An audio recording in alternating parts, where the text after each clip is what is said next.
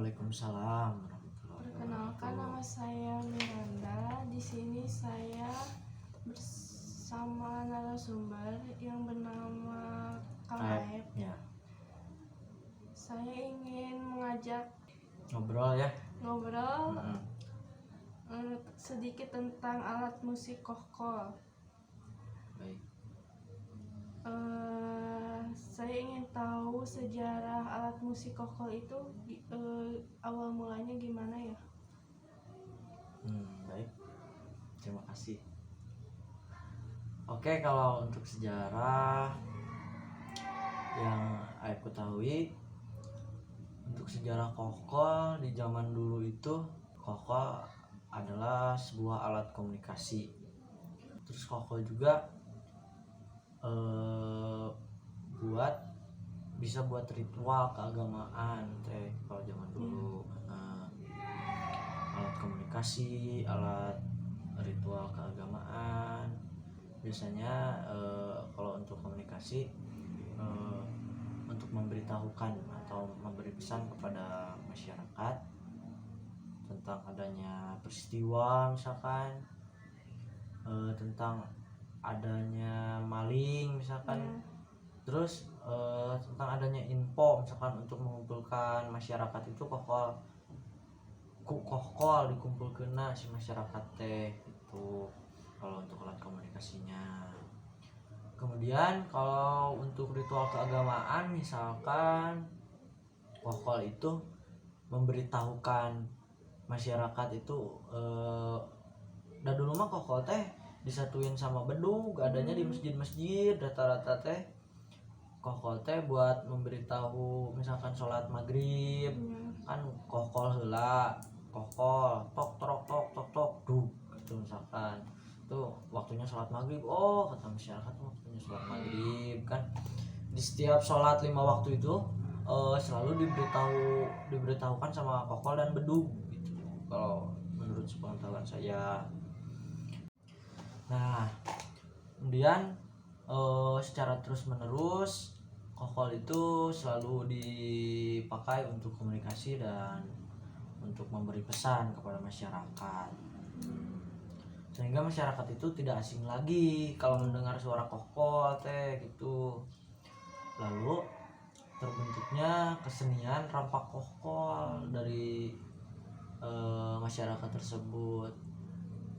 Tapi sih saya juga belum tahu kalau sekarang rampak kohkol itu kayak gimana, soalnya jarang sih pertunjukannya itu. Oke, mungkin cukup ya kalau untuk sejarah. Mungkin saya cuma segitu sih kalau untuk sejarah yang saya tahu. Oke, selanjutnya kalau cara bikin alat musik kohkol itu gimana ya?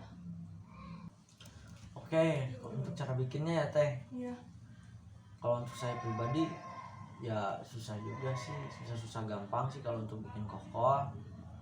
Paling yang harus disiapkan untuk alat-alatnya itu gergaji, kemudian ya itu yang utama bahan kan, bambunya. Bahan bambunya dari bambu apa gitu ya. Bambunya itu dari bambu gonggong yang gede bambu gonggong itu Kemudian untuk alatnya itu golok, gergaji, kemudian palu bisa kan untuk nakol bikin lubangnya. Terus apalagi sih tadi yang udah disebut, gergaji, golok, pisau bisa Ya, bisa. buat itu, buat meraut-raut kan. Kalau permukaan bambu itu suka ada yang kasar. Amplas juga bisa. Kalau cara membuatnya itu gimana? Dari Cara bikinnya ya. Kalau cara bikinnya paling ini nih, saya kebetulan bawa ini alatnya. Kalau untuk cara bikinnya paling kita siapkan bambu segini, satu ruas sekitar 50 sentian lah kurang lebih. Kemudian kita gergaji dari ujung ruas sampai apa sih ini ya, ruas ketemu ruas, jangan sampai dihilangin si ruasnya. Buku nak lamun cek orang Sunda mah itu. Nah teh, kemudian kita bikin lubang aja di sini yang memanjang kayak gini nih. Ini untuk menghasilkan suaranya ntar. Jadi kalau di takol itu, si kokol tuh bunyinya nyaring tuh gitu, karena ada bolong bunyinya tuh. Kalau nggak ada bolong nggak akan nyaring suaranya. Kalau untuk ukuran bolongnya itu nggak pasti juga sih, soalnya antara kokol ini sama kokol yang lain juga kan ukurannya beda, terus si bolongnya juga beda-beda. Berarti kalau setiap bunyinya bakal berbeda gitu setiap kokol. Beda, tentu aja berbeda, soalnya ukuran juga ngaruh pada bunyinya, hasil bunyinya gitu. Kira-kira berapa lama kalau bikin kokol Oh ini? bikinnya, Iya. kalau untuk saya sih paling kalau sampai jadi paling setengah hari juga dapat satu kokol. Kalau untuk kokol renteng lama kayaknya itu, saya belum pernah bikin.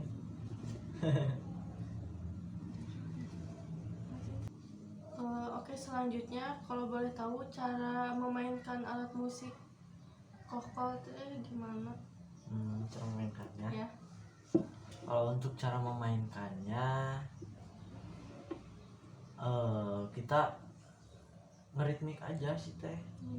Memainkan irama kokol itu dengan cara, dengan dinamika yang berbeda. Misalkan saya kasih contoh gitu ya, Boleh. biar lebih jelas pada pemirsa.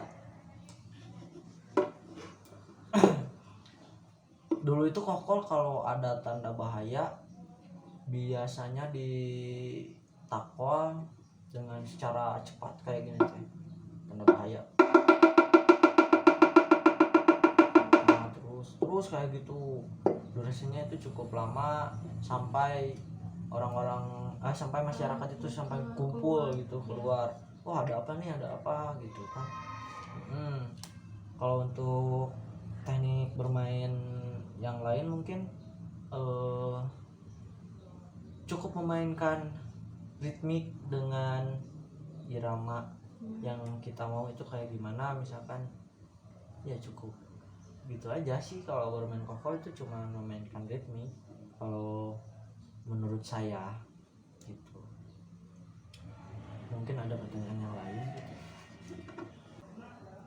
Apakah kokol masih ada di zaman sekarang? Tentunya masih ada kokol itu.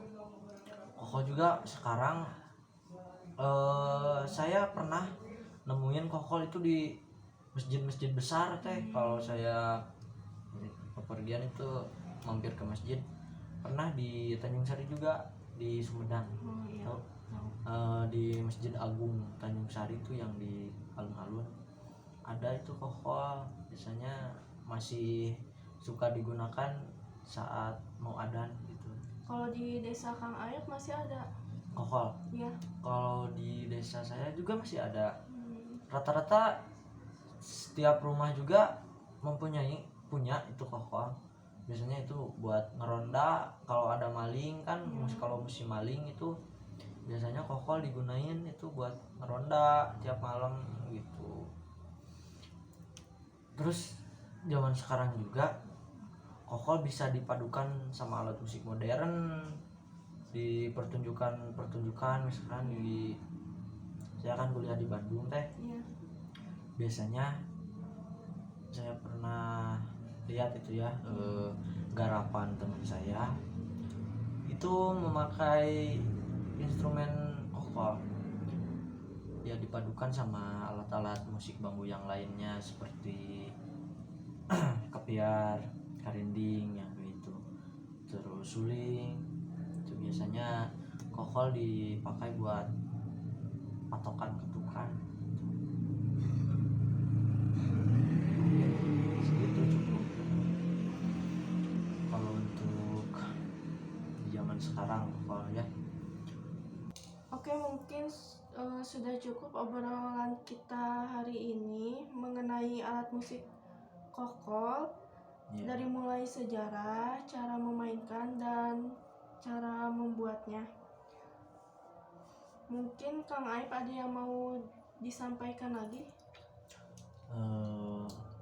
Oke, mungkin apa ya yang harus disampaikannya ya, mungkin saya minta maaf aja kepada teman-teman yang nonton video ini atas kekurangan atau kelebihan yang saya sampaikan tentang instrumen kokol Ya. tadi ya yang kita bahas. Mohon dimaklum karena saya juga masih belajar, akan hausnya ilmu ilmu dan pengetahuan gitu. Paling itu saya ya. Cukup sekian. Wassalamualaikum warahmatullahi